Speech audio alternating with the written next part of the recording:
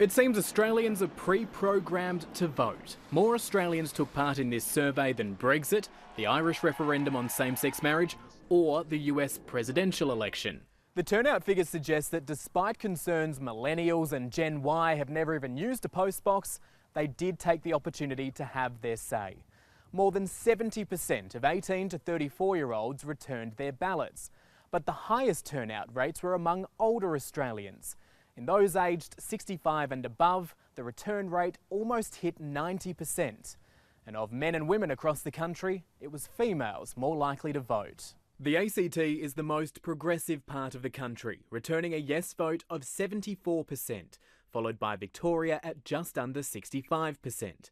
New South Wales had the lowest yes vote at a fraction under 58%, just less than Queensland and the Northern Territory. But the Territory also had the lowest voter turnout by far. At the end of this debate, it's all going to come down to how members of Parliament vote. In the electorate of Melbourne, held by Greens MP Adam Bant, the Deputy Opposition Leader Tanya Plibersek's seat of Sydney, and Melbourne Ports, held by Labor's Michael Danby, there was the strongest support in favour of legalising same-sex marriage. But it wasn't regional areas, rather Western Sydney, where polling was lowest. In Blaxland, held by Labor's Jason Clare, there were almost 3-to-1 votes against legalising same-sex marriage. Watson, held by Labor's chief tactician Tony Burke, wasn't far off that. Neither was McMahon, held by the Shadow Treasurer Chris Bowen.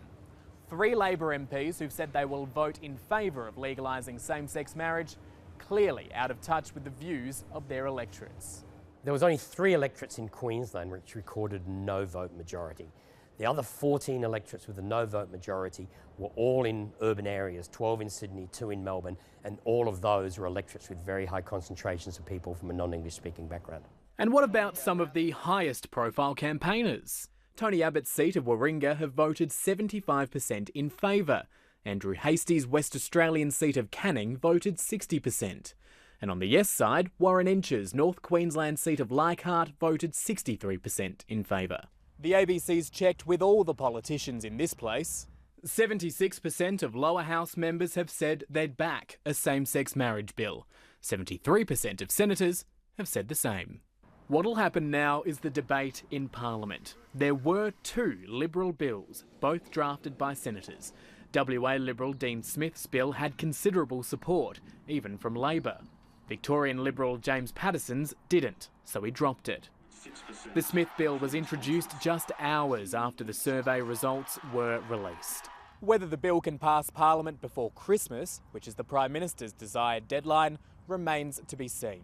The Senate wants it dealt with and passed on to the lower house by the 30th of November. That leaves just 1 week for the House to get it done.